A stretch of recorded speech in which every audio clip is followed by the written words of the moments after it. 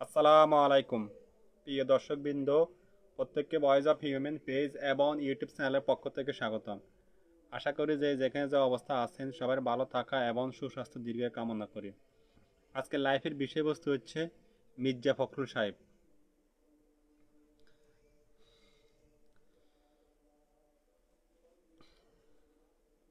এই মুহূর্তে মির্জা ফখরুল সাহেব সে অনেকটা ভাইরাল সোশ্যাল মিডিয়াতে। তার একটাই মাত্র কারণ, তার সে যে বয়ানগিরি করতেছে, অর্থাৎ সেই আওয়ামী লীগ সম্পর্কে যে ধরনের বয়ানগুলো দিতে আছে, এগুলোর কারণে সে অনেকটাই রাজনীতিতে সে অনেকটাই ভাইরাল।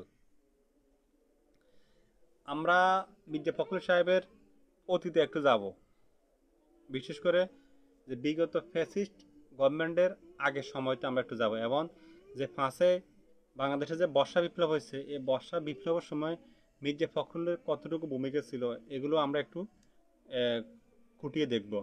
আপনারা জানেন বাংলাদেশ জাতীয়তাবাদী দলের যে মহাসচিব মির্জা ফখরুল ইসলাম আলমগীর, সে দীর্ঘদিন ধরে পদের মধ্যে আছে, এক দুদিন না, অনেক দিন সে এখানে দায়িত্বরত আছে। তার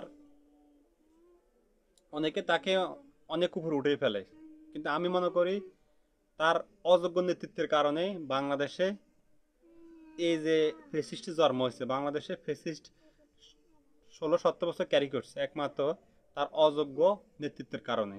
কারণ সে ওই ধরনের নেতৃত্ব দিতে পারে নাই। বাংলাদেশে বিএনপি মোস্ট একটা পপুলার দল হওয়ার পরও ওই ধরনের কোনো ধরনের তারা আন্দোলন জাগাইতে পারে নাই। বিগত যে সরকারের বিরুদ্ধে তারা ওই ধরনের লড়াই করতে পারে নাই। তার একটাই মাত্র কারণ হচ্ছে বলিষ্ঠ নেতৃত্বের অভাব ছিল, যেটা আমরা ছাত্র জনতার মাধ্যমে আমরা পাইছি, কিন্তু সেটা আমরা কেন রাজনৈতিক দলগুলোর থেকে পাই নাই, কেন বিশেষ করে বাংলাদেশের সর্ববৃহৎ যে দলটা বিএনপি তার থেকে পাই নাই, কেন তারা এই বর্ষা বিপ্লবে তারা স্টকলটা হইতে পারে নাই। বিশেষ করে এ মির্জা ফখরুল সাহেবের মতো ব্যক্তিদের কারণে, যারা মুখে যদিও বিএনপি করে, তারা অন্তরে অন্তরে আওয়ামী লীগকে লালন পালন করে, আওয়ামী লীগের বয়ানগুলো তারা ক্যারি করে, তারা এনডিআর বয়ান তারা ক্যারি করে, তারা 72-এর সংবিধান ক্যারি করে, যে 72-এর সংবিধান দেশের মানুষের মৌলিক অধিকারগুলো কেড়ে নিচ্ছে, এদেশের মানুষের স্বাধীনতাকে কেড়ে নিচ্ছে, এদেশের মানুষের যে মুক্তি কেড়ে নিচ্ছে। তারা 72 স্বাধীনতা যে সংবিধানকে ক্যারি করে এই মির্জা ফখরুল সাহেব। তারা যদিও মুখে গণতন্ত্র বলে, কিন্তু তারা বাস্তবে ভিন্নটা। আসি আমরা মির্জা ফখরুল সাহেবের যে জুলাই বিপ্লবে ওনার কি কি অবদান ছিল, কতটুকু অবদান ছিল। আপনারা জানেন জুলাই বিপ্লবে মির্জা ফখরুল সাহেবের একটা বাংলাদেশে একটা পপুলার এবং বৃহৎ দলের যে উনি দায়িত্বে ছিল, দায়িত্বে থাকা অবস্থা উনি তখন কি বলছে, মানে জুলাই বিপ্লবের মধ্যে, জুলাই বিপ্লব অর্থাৎ বর্ষা বিপ্লবে তাদের দলের কেউ জড়িত নাই, তাদের দলের কেউ এটার মধ্যে সম্পৃক্ত নাই। তার ওই সময় 17-18 তারিখ তার এই বয়ানগুলো ছিল, আপনারা একটু নেটে গিয়ে দেখেন। আর আজকে সে জুলাই বিপ্লবে সে অনেক বড় বীর সাজে, কিন্তু প্রকৃত অর্থে জুলাই বিপ্লবে, বর্ষা বিপ্লবে মির্জা ফখরুল সাহেবের কোনো অবদান নাই। মির্জা ফখরুল সাহেব ওই সময় ছাত্রদের পাশে না দাঁড়িয়ে, ছাত্রদের পাশে কোন বিবৃতি না দিয়ে পক্ষান্তরে সে ফ্যাসিস্ট সরকারকে সাপোর্ট দিছে, মনোবল দিছে, যেটা আমরা তার বিবৃতিগুলোর মাধ্যমে আমরা বুঝতে পারছি। ওই সময়ের বাংলাদেশে ছাত্র জনতার যে একটা বলিষ্ঠ নেতৃত্বের কারণে, আত্মত্যাগের কারণে মানুষ যে একটা পরিবর্তন পাইছে, সেটা এই বর্তমান মির্জা ফখরুলের মতো লোকদের কারণে সেটা আবার অন্ধকারের দিকে যাইতে আছে। আপনারা জানেন মির্জা ফখরুল সাহেব 5 আগস্টের আগে তার কি অবদান ছিল এবং পরে কি অবদান আছে, সেটাও আপনারা একটু, বিশেষ করে আপনারা এখন এগুলার লুকানো না, এগুলো সরাসরি সবাই দেখতে আছে। 5 আগস্টের পরে মির্জা ফখরুল সাহেব বলছিল তারা শরিয়া আইন বিশ্বাস করে না, তাদের দলের কোথায় শরিয়া আইন নাই।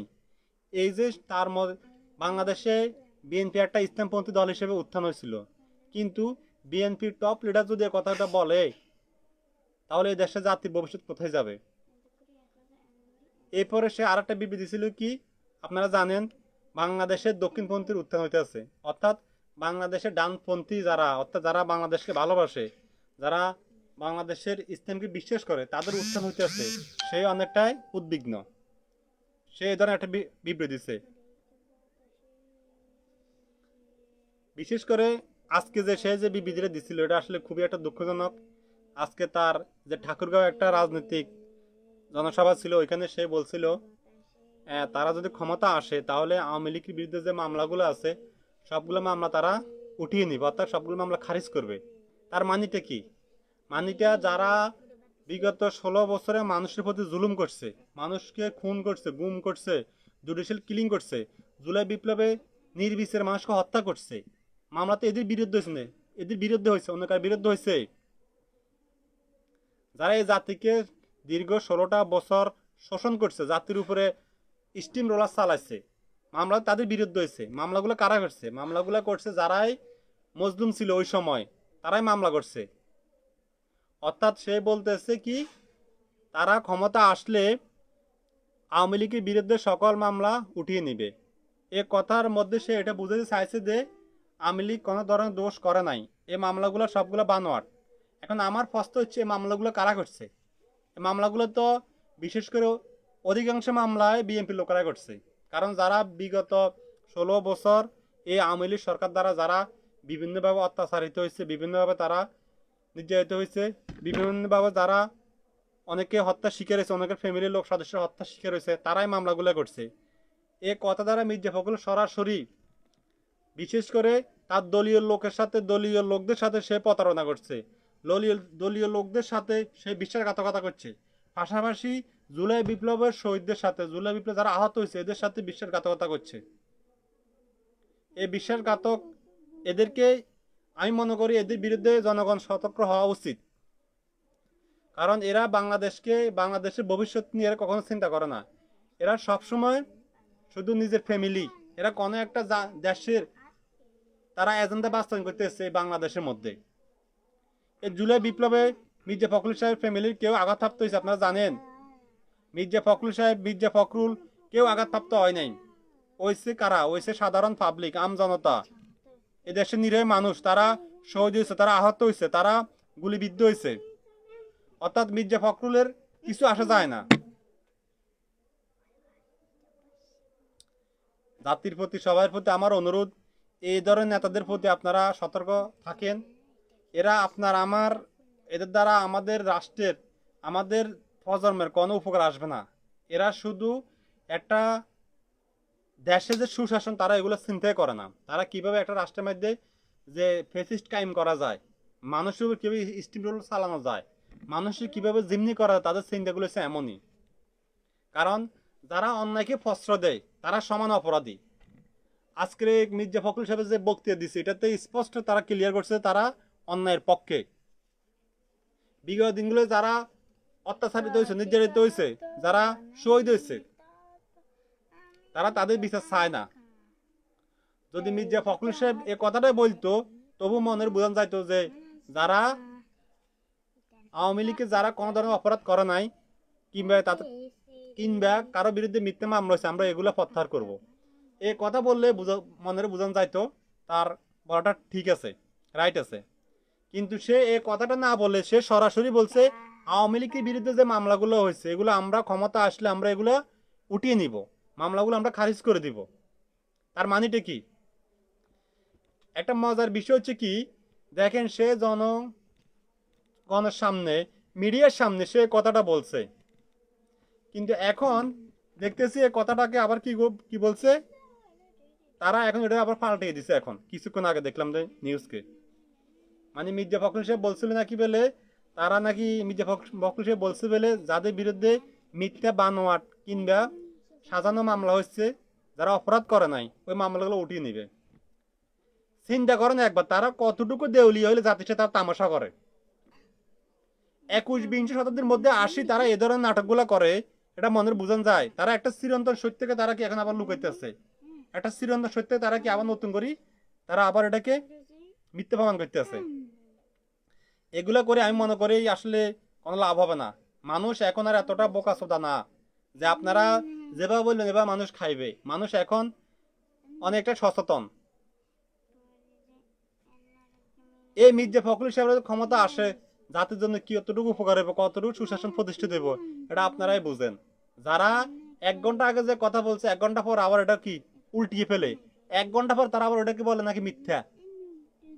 এ জাতির সকল মানুষের সোশ্যাল মিডিয়া সকল সেক্টরে এটা মানে প্রকাশ হয়েছে মির্জা ফখরুল সাহেবের যে উক্তিটা।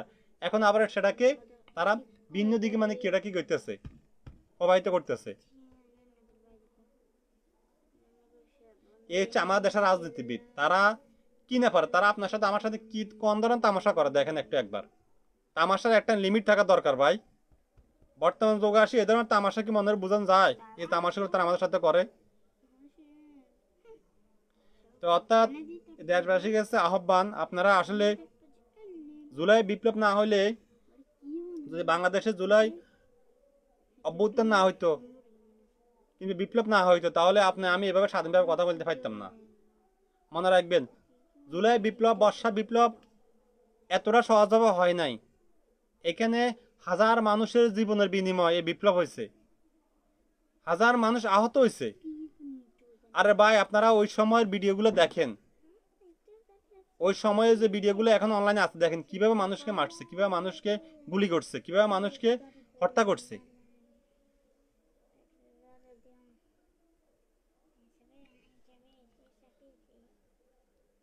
অর্থাৎ আমি এটাই বলবো, মির্জা ফখরুল সাহেব আসলে আমি জানি না, যদিও তিনি মুখে মুখে বিএনপি করে, তিনি অন্তরে আসলে কি কোন পার্টি করে এটা আপনারাই জানেন, আপনারাই ভালো জানান। আপনাদের কাছে প্রশ্ন রেখে গেছি, মির্জা ফখরুল আসলে কি বিএনপি করে? আসলে কি মির্জা ফখরুল সাহেব কি শহীদ প্রেসিডেন্ট জিয়া রহমানের আদর্শ লালন করে? আসলে কি মির্জা ফখরুল সাহেব কি খালেদা জিয়ার আদর্শ লালন করে? নাকি সে মুখে মুখে বিএনপি করে, অন্তরে সে অন্য কোনো পার্টি করে? কিন্তু আমরা 5ই আগস্টের পরে তার যতগুলো অ্যাক্টিভিটি দেখতেছি, সেটা সম্পূর্ণ জনগণের আকাঙ্ক্ষার বিপরীত যাইতেছে। অর্থাৎ জুলাই বিপ্লবের বিপক্ষে তার অবস্থান। তা আপনারাই জনগণ ডিসিশন নেবেন আগামীতে আপনারা কি করবেন, কি করণীয় আপনাদের। এসব লোকদেরকে, যাদের কাছে মানুষের জীবনের কোনো দাম নাই, যারা মানুষের জীবনের কোনো মূল্য নেই যাদের কাছে, এদেরকে আপনারা বয়কট করবেন। বয়কটের মাধ্যমে এদেরকে উপযুক্ত শিক্ষা দিবেন। তো সবাই ভালো থাকবেন। আসসালামু আলাইকুম।